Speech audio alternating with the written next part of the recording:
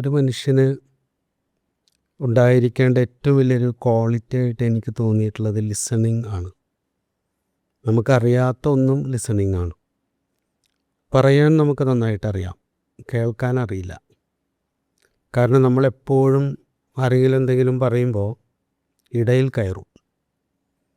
ഇടയിൽ കയറി സംസാരിക്കുക, ഇടയിൽ കയറി ചോദ്യം ചോദിക്കുക എന്ന് പറയുന്നത് മനുഷ്യൻ്റെ ഒരു സഹജ സ്വഭാവമാണ്.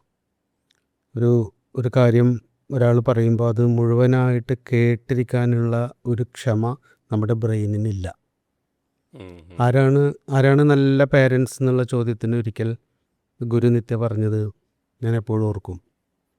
ഒരു കുട്ടി നമ്മളോട് വന്ന് സംസാരിക്കുമ്പോൾ ആ കുട്ടി സംസാരം പൂർത്തിയാക്കുന്നത് വരെ ഇടയിൽ കയറി സംസാരിക്കാതിരിക്കുന്ന ആളാണ് നല്ല പാരൻറ്റ്. പക്ഷേ എളുപ്പമല്ല.